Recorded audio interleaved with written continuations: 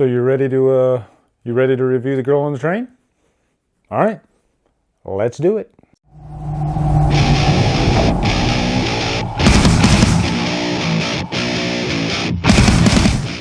The Girl on the Train stars Emily Blunt, Haley Bennett, Rebecca Ferguson, and is directed by Tate Taylor. So isn't it fun going into a movie where you just know nothing about it? The Girl on the Train, I know it's based on a best-selling novel, but I've never read the book, and I'd heard some rumblings about this movie, but I didn't really check out any of the trailers. I really didn't know anything about the movie. And so it was kind of a nice surprise to go into this just really blind. So in The Girl on the Train, Emily Blunt, she plays Rachel.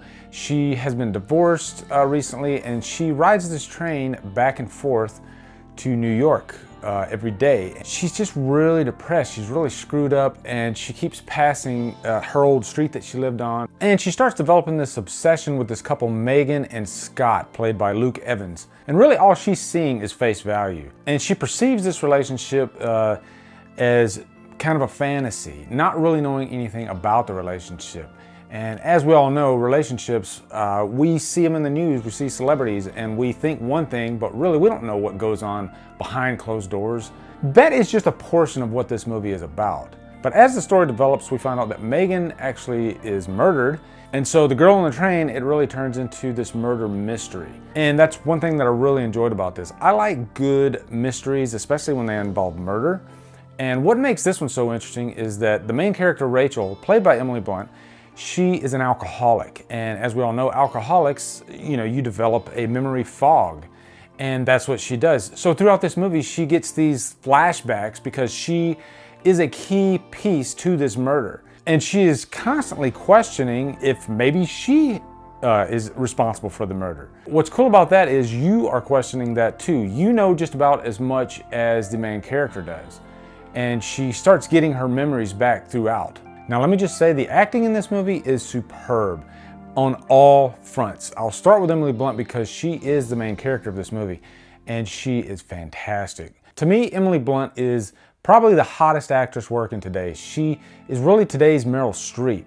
I loved her in Sicario and also Edge of Tomorrow. She's developed the reputation of every time she takes on a role, I'm interested. I want to see what she's gonna pull out. There are so many scenes in this movie where she is just on an emotional roller coaster. Again, she's an alcoholic, and that can be a pretty tough role for an actress to take on. She has severe emotional breakdowns, but also the other two women in this movie, Haley Bennett and Rebecca Ferguson. I didn't realize that was Rebecca Ferguson because her hair is blonde.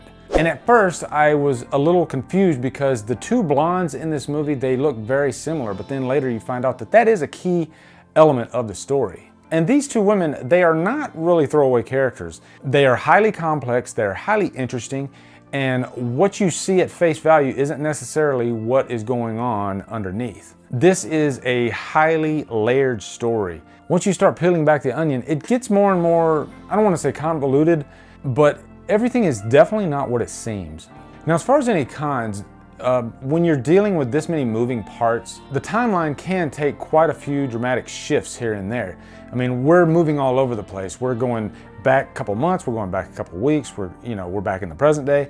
So you definitely have to be on your toes when you watch this movie. So I'd say go to the bathroom before you get in the theater. Also, some might say that the ending is kind of predictable, but to me, it fit into the story really well, so it didn't take anything away from the movie. Overall, I would definitely give The Girl on the Train a purchase worthy. I had a really good time with this movie. It's always fun to catch a nice murder mystery every now and then. So anyway, what are your thoughts on The Girl on the Train? Looking forward to hearing them. Also, make sure you join the Killer Flicks Facebook group. We just hit 400 members. I'm really pumped about that. Pretty cool. Like, subscribe, comment, follow me on Facebook, Twitter, Instagram, and Letterboxd, and Drumdum out.